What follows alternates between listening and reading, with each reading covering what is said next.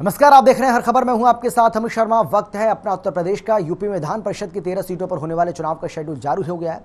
नामांकन की आखिरी तारीख 9 जून है। वहीं 10 जून को नामांकन पत्रों की जांच और 13 जून तक नाम वापसी हो सकती है। 20 जून को वोटिंग सुबह 9 बजे से लेकर शाम 4 बजे तक होगी। इसके बाद 20 जून को शाम 5 बजे से मतगणना शुरू हो जाएगी।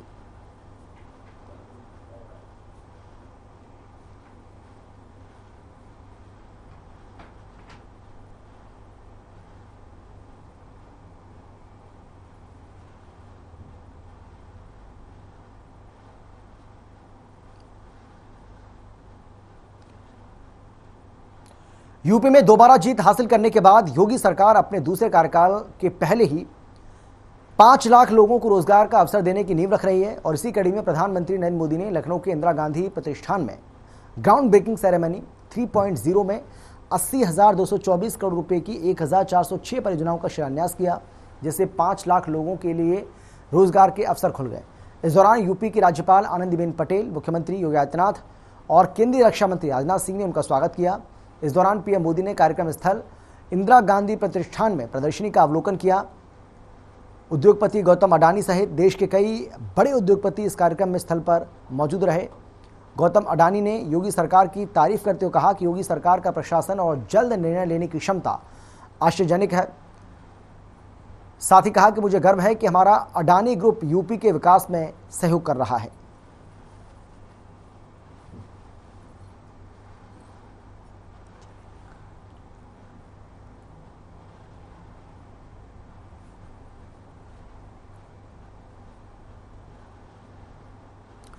और अब खबर है लखनऊ से, जहां रक्षा मंत्री राजनाथ सिंह ने प्रधानमंत्री और सीएम योगी आदित्यनाथ का हार्दिक स्वागत किया, अभिनंदन किया।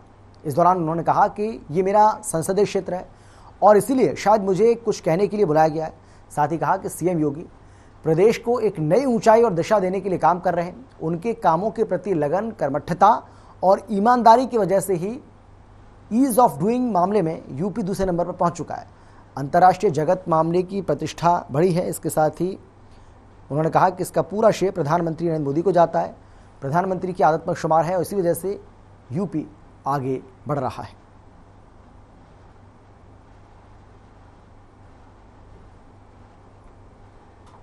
और देश से आए हुए सभी हमारे प्रमुख उद्योगपतियों, निवेशकों और उद्यमियों का भी मैं हृदय से स्वागत करता हूं, अभिनंदन करता हूं। आदरणीय प्रधानमंत्री, केंद्र की नरेंद्र मोदी सरकार के 8 साल पूरा होने पर बदायूं के जिला पंचायत सभागार में रिपोर्ट टू नेशन कार्यक्रम का आयोजन किया गया। कार्यक्रम के तहत मोदी सरकार की जन कल्याणकारी उपलब्धियों का विमोचन किया गया। साथ ही योजनाओं के लाभार्थियों को भी सम्मानित किया गया। इस दौरान केंद्रीय सहकारिता मंत्री बीएल वर्मा ने सरकार की कई योजनाओं के बारे में बताया। इस मौके पर बदायूं के बीजेपी जिला अध्यक्ष राजीव कुमार गुप्ता और बीजेपी सांसद डॉक्टर संघमित्रा मौर्य भी मौजूद रहे। देश की बागडोर अपने हाथों में लिए थे। जो 60 साल के शासन में जो विकास के काम नहीं हुए, उससे ज्यादा 8 साल के माननीय प्रधानमंत्री के कार्यकाल में काम हुए। और दूसरा सबसे बड़ा चैलेंज था माननीय प्रधानमंत्री मोदी के आने से पहले देश में भ्रष्टाचार पर अंकुश लगाने के लिए माननीय प्रधानमंत्री जी ने जनधन खाते खुलवाने का काम किया।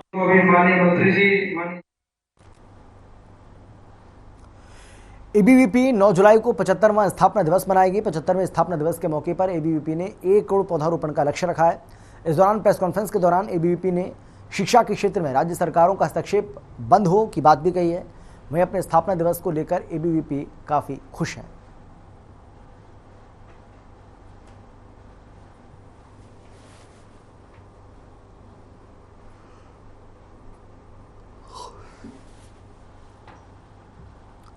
कुशीनगर के जिला पंचायत सभागार में बीजेपी के जिला कार्य समिति की बैठक हुई है।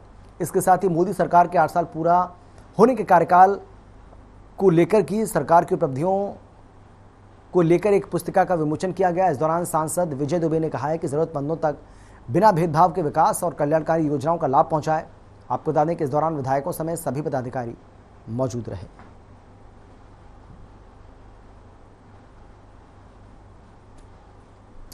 तो कुशीनगर की तस्वीर आपको हम दिखा रहे हैं, जहां पर बीजेपी की जिला कार्यसमिति की बैठक हुई है, जिसमें एक पुस्तक का विमोचन भी किया गया है, जिसमें मोदी सरकार की 8 साल की उपलब्धियों को बताया गया है।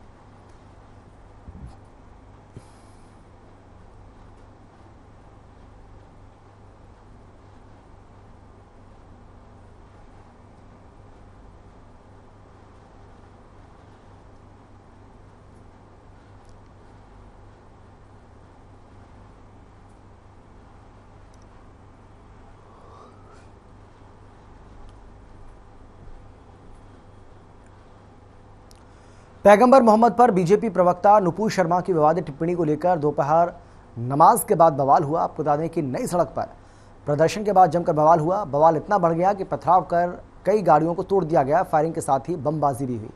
पथराव में 6 से अधिक लोग घायल हुए हैं। बवाल की सूचना पर डीएम और संयुक्त पुलिस आयुक्त समेत भारी फोर्स मौके पर पहुंची। आरोप है कि प्रदर्शन के बाद वर्ग विशेष की ओर से पथराव शुरू हो गया। जवाब में दूसरी तरफ से भी पथराव किया गया।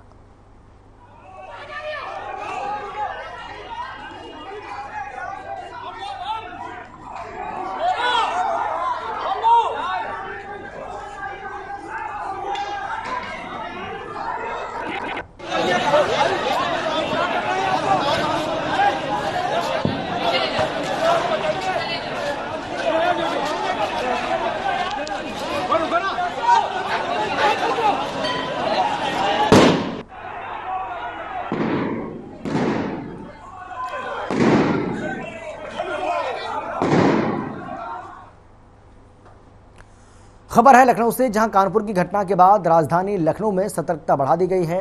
इंस्पेक्टर श्याम बाबू शुक्ला के नेतृत्व में हजरतगंज थाना क्षेत्र में भारी संख्या में पुलिस की गश्त चल रही है। पार्क रोड, विधानसभा, मुख्यमंत्री और मंत्री आवास समेत कॉलोनियों में भारी संख्या में पुलिस गश्त कर रही है। इस दौरान सड़क किनारे बेवजह खड़े लोगों को पुलिस ने हिदायत दी है।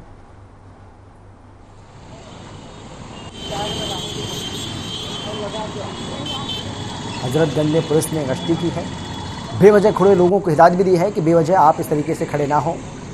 जिस तरीके से कानपुर की घटना सामने आई, उसके बाद लखनऊ में भी पुलिस काफ़ी अलर्ट दिखाई दी।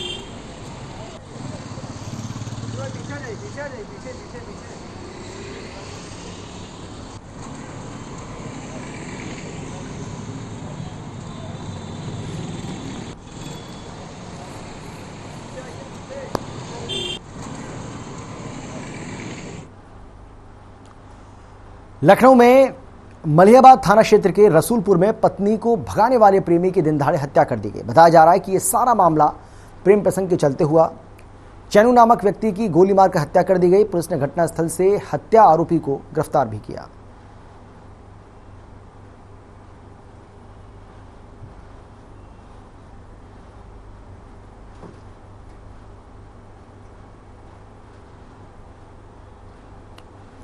हमीरपुर की बात करते हैं, जहां सदर कोतवाली क्षेत्र के कलौली तीर में पुलिस की मौजूदगी के बीच कोटेदार और शिकायतकर्ताओं के बीच मारपीट हुई। वहीं बीच बचाव करते हुए पुलिस ने जमकर लाठियां भांची। आपको बता दें कि ये पूरी घटना का लाइव वीडियो सोशल मीडिया पर वायरल हो रहा है। पुलिस ने मामले में 10 से अधिक लोगों को हिरासत में लेकर कार्रवाई शुरू कर दी है।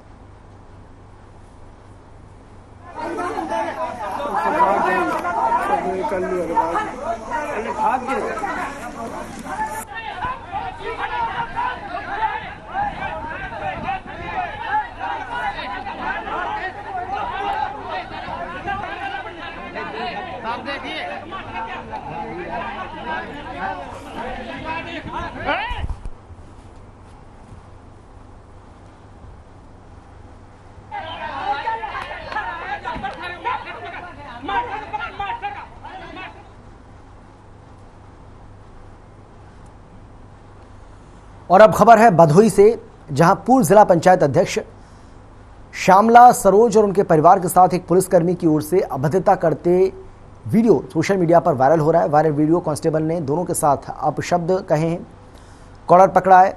इस दौरान आसपास में लोगों का जमावड़ा लग गया। मामले का संज्ञान लेते हुए एसपी डॉक्टर अनिल कुमार ने आरक्षी को निलंबित कर दिया। वीडियो में दोनों पक्षों की ओर से अपशब्दों का प्रयोग होते दिख रहा है और सुनाई भी दे रहा है।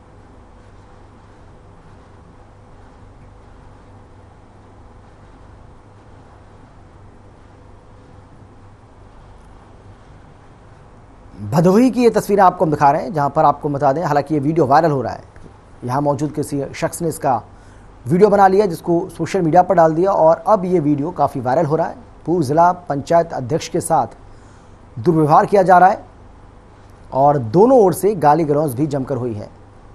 हालांकि कहा जा रहा है कि पुलिस ने मिसबिहेव किया है, लेकिन गाली गलौज यहाँ पर की गई है। दोनों ही तरफ से गाली गलौज हुई है। हालांकि आरक्षी को इस बात का खामियाजा भुगतना पड़ा है और उसको निलंबित कर दिया गया।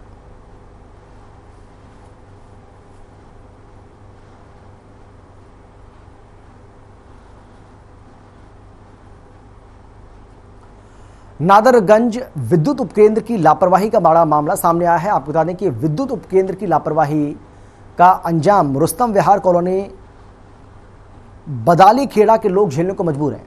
आपको बता दें कि यहां बीते कई सालों से बल्लियों के सहारे तारों का मकड़ जाल पूरे क्षेत्र में फैला हुआ है, लेकिन बुधवार रात तारों के इस मकड़ जाल में आग लग गई। देर रात तक यहां दीपावली की तरह आतिशबाजी होती रही।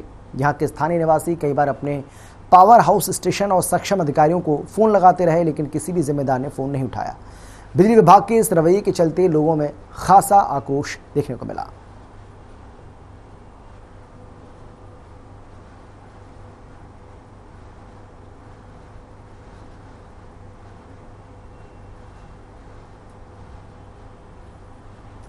लखनऊ के ऐशबाग में शुक्रवार सुबह प्लाईवुड फैक्ट्री में भीषण आग लग गई।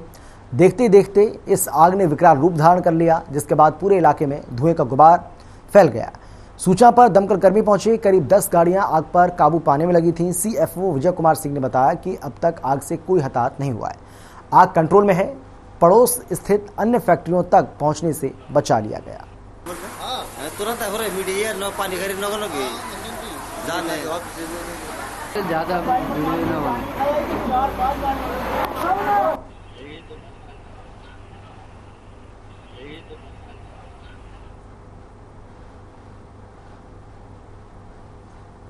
कानपुर के घाटमपुर तहसील क्षेत्र के बेंदा गांव के पास अचानक रोडवेज की कमानी टूट गई, जिसके चलते अनियंत्रित बस खाई में जा गिरी। मिली जानकारी के अनुसार फतेहपुर इटावा रोडवेज जैसे घाटमपुर क्षेत्र के बेंदा गांव पहुंची, अचानक कमानी टूट जाने से अनियंत्रित होकर पलट गई। इस हादसे में करीब आधा दर्जन लोग जख्मी हो गए। हालांकि किसी को जान माल का खतरा नहीं। सूचना पाकर मौके पर पहुंची पुलिस ने घायलों को सामुदायिक स्वास्थ्य केंद्र घाटमपुर पहुंचाया, जहां सामान्य अस्पताल में घायलों का इलाज चल रहा है।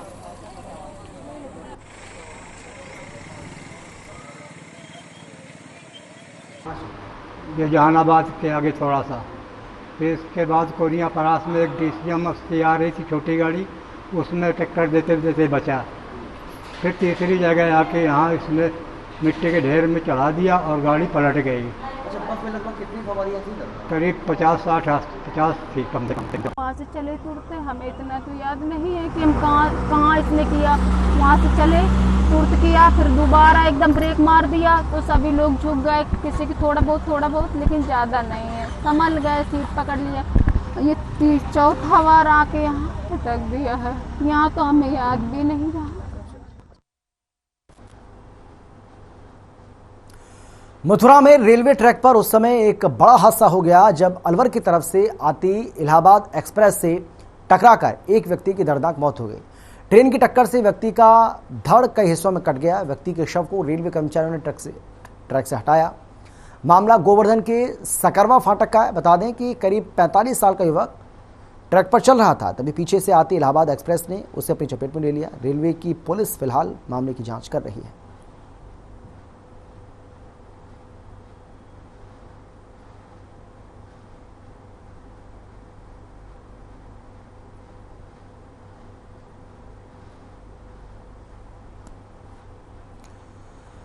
आगे बढ़ते हैं। कन्नौज में जब एक पति ने किसान सम्मान निधि की राशि नशे में उड़ा दी, तब उसकी पत्नी और बेटी ने उसकी जमकर पिटाई की। वहीं नशे में धुत पति ने आक्रोश में आकर अपने भाई को बुलाकर पत्नी की पिटाई करवाई। फिलहाल दोनों को घायल अवस्था में जिला अस्पताल में भर्ती करवाया। पत्नी का आरोप है कि कर्ज न चुकाकर पति ने शराब के लिए किसान सम्मान निधि की सारी राशि उड़ा दी। ये पूरा मामला सदर कोतवाली क्षेत्र के तार मऊ घड़ी का है।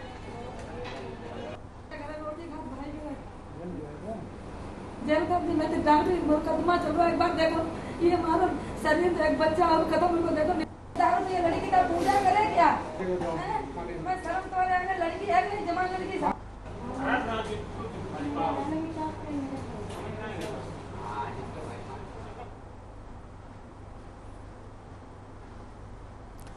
राजधानी लखनऊ में चोरों के हौसले बुलंद होते जा रहे हैं। आए दिन चोरी की वारदातें बढ़ती जा रही हैं।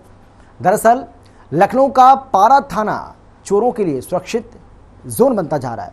एक ही रात में 4 चोरियों के बाद फतेहगंज से बाइक चोरी हुई है। आपको बता दें कि सेंट्रल बैंक के सामने से बाइक चोरी हुई। वहीं पारा पुलिस चोरी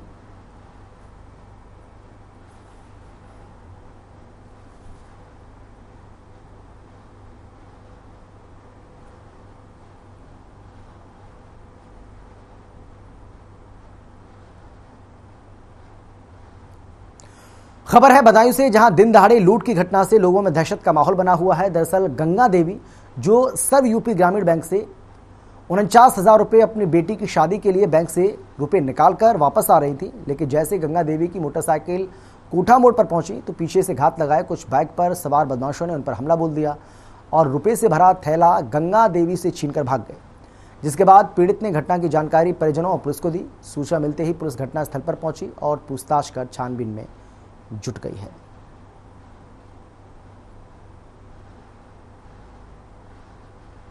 स्टेट बैंक से, ग्रामीण बैंक से।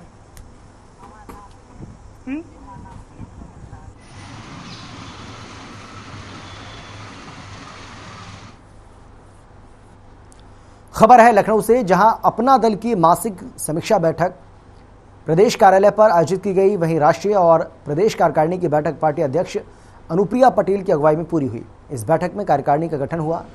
कैबिनेट मंत्री आशीष पटेल भी मौजूद रहे। इसके साथ ही कई लोगों ने पार्टी की सदस्यता भी ग्रहण की।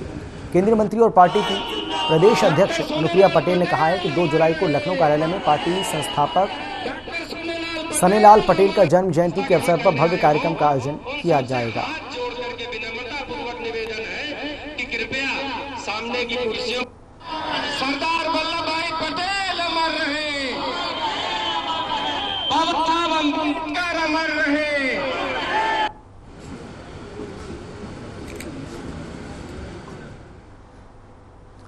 खबर है मथुरा से, जहां सांसद हेमा मालिनी ने कलेक्ट्रेट सभागार में विभिन्न निर्माण एजेंसी और विभागों के अधिकारियों के साथ बैठक की।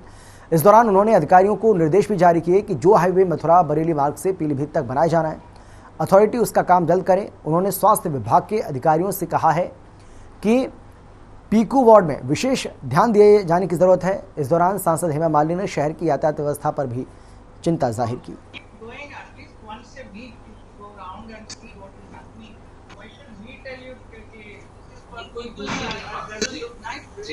उनको एक दूसरी जगह दे देंगे ना मैम, तो I think this problem will, तो वो सब भी हटेगा फिर से। मैडम का कहना है going at least once a week to go around and see what is happening. Why should we tell you कि this is for कोई दूसरी कन्नौज में देर रात जिलाधिकारी निर्माणाधीन खेल स्टेडियम का औचक निरीक्षण करने पहुंचे, जहां अंधेरा देख डीएम ने बिजली व्यवस्था का इंतजाम करने के निर्देश जारी किए। उन्होंने ग्राउंड में छांव का कोई इंतजाम न देख नाराजगी जताई और वृक्षारोपण कराने को भी कहा। आपको बता दें कि कन्नौज के सौरिख और छिबरामऊ में सरकार खेलो इंडिया योजना के तहत स्टेडियम निर्माण करवा रही है। करोड़ों रुपए की लागत से बन रहे इन स्टेडियम का आधुनिक तकनीक से निर्माण कराया जा रहा है। डीएम ने बताया है कि लगभग सारा काम पूरा हो चुका है। थोड़ा बहुत जो काम बचा है इसे जल्द पूरा कर खिलाड़ियों के लिए स्टेडियम खोल दिया जाएगा।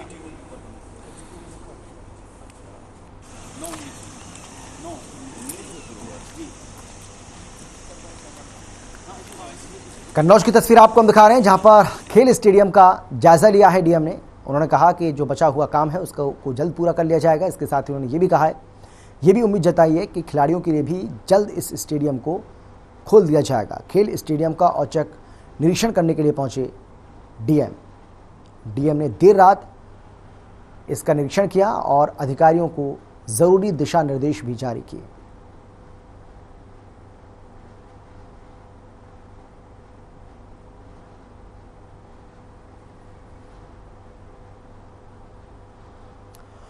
और फिलहाल इतना ही। छोटे से ब्रेक के बाद फौरन लौट रहे हैं। आप देखते रहिए हर खबर।